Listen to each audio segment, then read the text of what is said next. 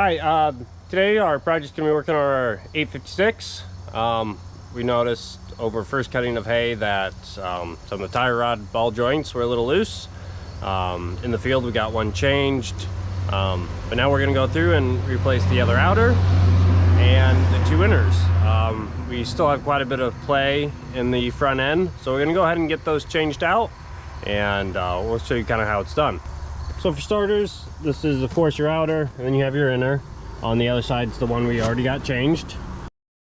Basically, you're just going to take out this castle nut pin, take off the castle nut, take off this bolt, and then on the other one I had to pound out this outer rod.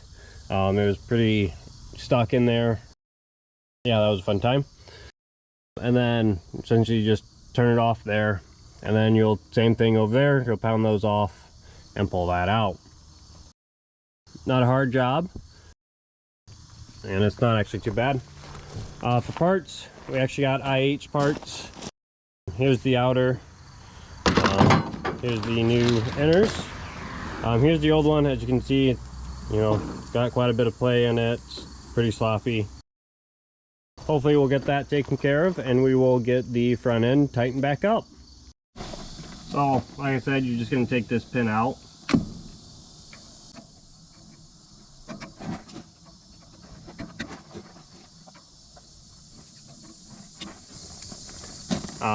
My new ones, they didn't all come with them, so I'm going to go ahead and save that. This is a 15/16 nut, so you're just going to get that on, get your breaker bar.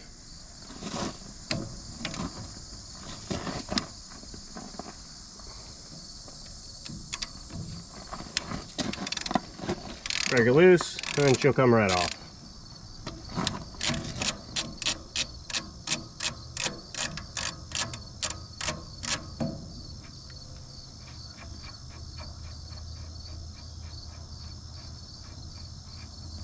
You can go ahead and store that castle nut as well.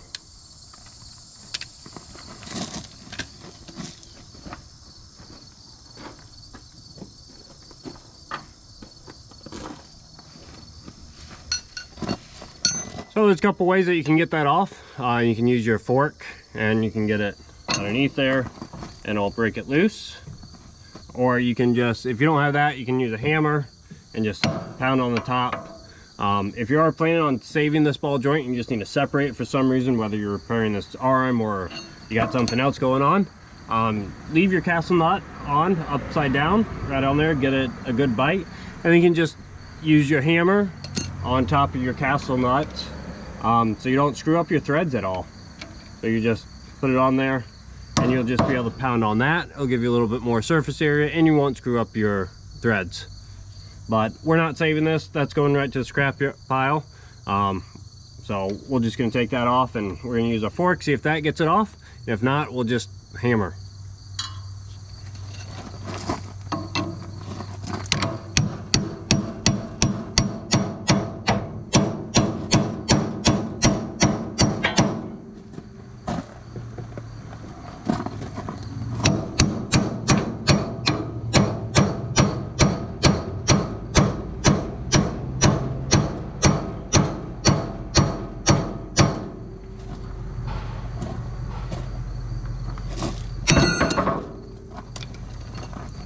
So as you can see, it comes off, and then right back there's that nut that will loosen, and this whole thing will twist off, and that'll separate the outer. We'll take this guy off, and then we'll use a hammer and we'll pile it out. So I don't have the right size socket to on there. The big old channel locks are going to be our friend today. And you just put it on, break that loose, and you're going to want to count how many turns you get off of it, so when you put it back on, it's all aligned.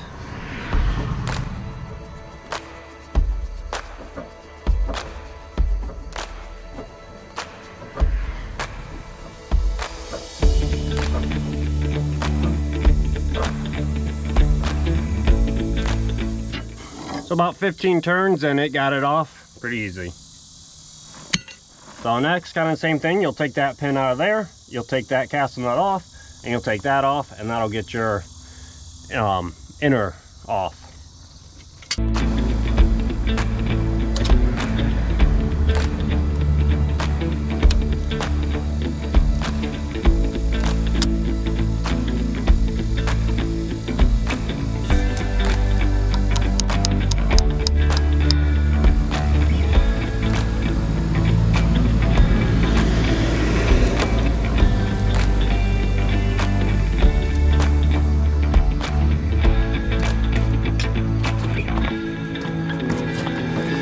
Same size socket for both of them.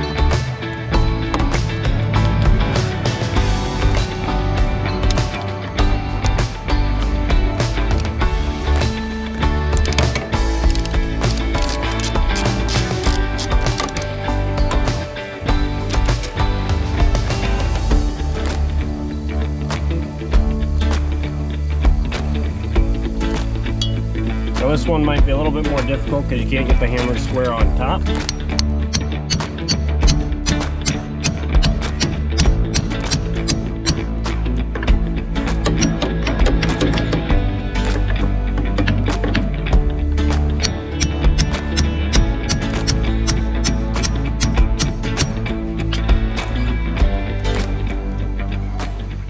So that was a pain in the butt to get off. Tuning fork, got it, quite a few hits, and she came off. An air impact would be pretty nice, one that you could just put right there. I've hit it several times, but we got this one, so that's all that matters. Go ahead and pull this pin, and then this castle nut, and we'll just pull this off. We shouldn't have to take it off that side, simply because we've already got that replaced and we don't have to deal with anything. So we'll go ahead and pull that one off too.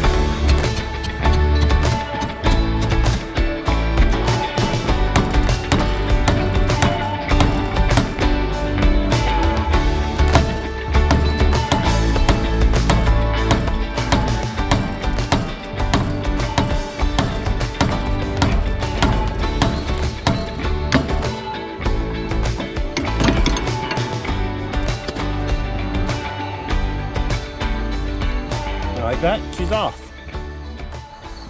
Alright, so the next step is to get a 3/4 wrench and a 3/4 socket. We'll take this bolt out, which will allow that to come out. It's probably going to be pretty stuck in there. So we'll use a punch and we'll pound it on out. The one thing that I learned the last time is don't miss your punch and hit the edges here. Actually hit that, and I screwed up the first threads. Case actually doesn't sell this shaft anymore, so that has to be an aftermarket part. But what I did do is I went into a weld shop and they had a 1-inch tap and they were able to rethread some, and that's worked out well for me. So we're gonna go ahead and take this off and pound that out.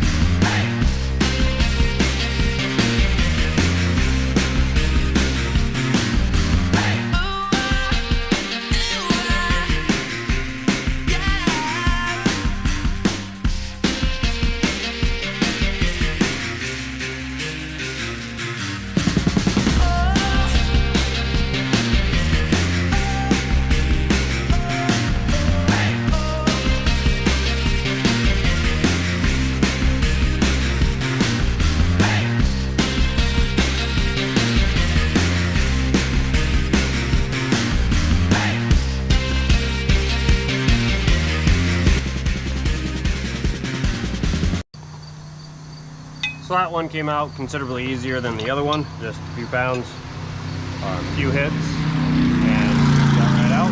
And so we can go ahead and start assembling our new one. So we're gonna go ahead and get this slid in.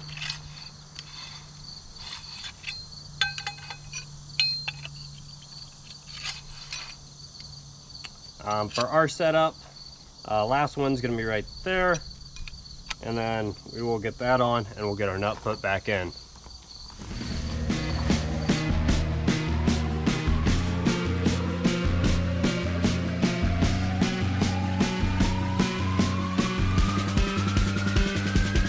Let's go.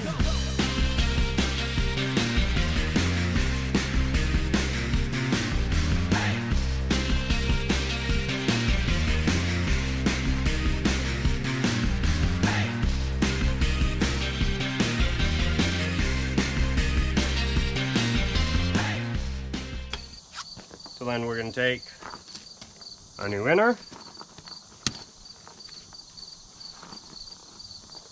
and we're going to get our nut. Don't forget to put that on, otherwise you're going to have to take it apart and put it back. And twist that in.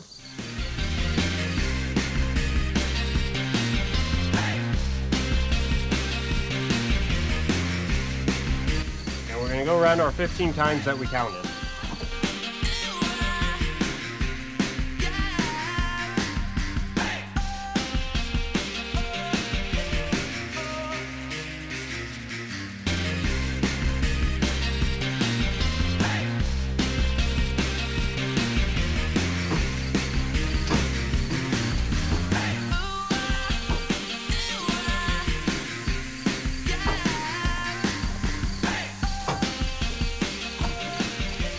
So there's our 15 time. We'll leave that loose and we'll put it on the tractor and we'll see how she looks. So we'll go ahead and put it on. Obviously leave everything loose, and then if something needs to be tightened down or extended because it may not be exactly, go ahead and do that. We did leave the wheels down on the ground, so at least the tires wouldn't move, and hopefully we can stay pretty much aligned. We'll have to take a look at it after everything's put back together. I put the inner one in first. Get that casting nut started so it doesn't fall. Get that one.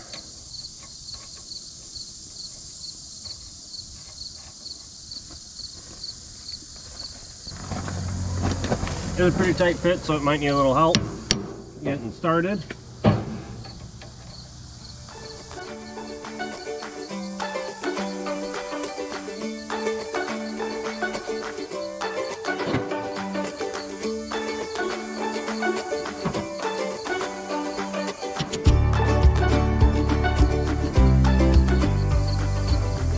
We'll just put our wrench on it and we'll tighten it down until we can see that hole pretty much and it's all snug in there.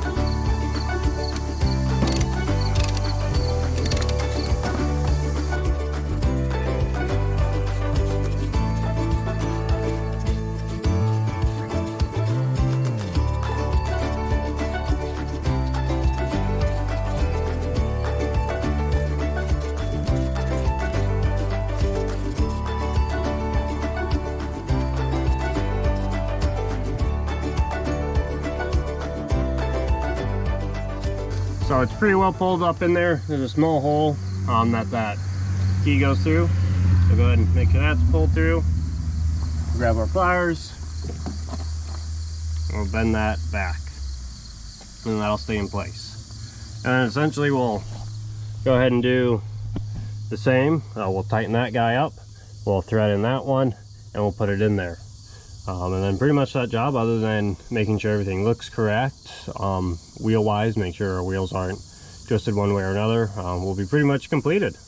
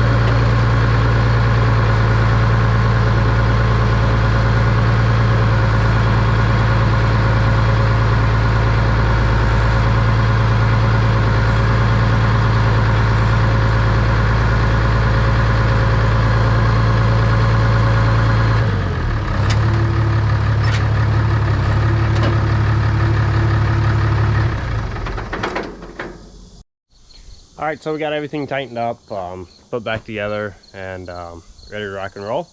Everything looks pretty good, so we're gonna go ahead and see how it works.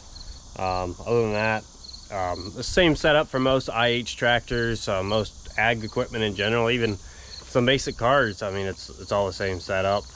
So again, just to recap what we did a little bit, we went ahead and we dropped that, took that all apart, used punch, pound that guy out, replace it. This should make the front end quite a bit tighter. You might have to play with essentially your alignment a little bit, pulling one side versus the other. Other than that, it's a pretty simple job. If you have any comments, if you think I did something wrong, if you have any tips about what could go easier about it, go ahead and throw it in the comments and let me know. Looking forward to do some more of these videos here in the near future. Thanks.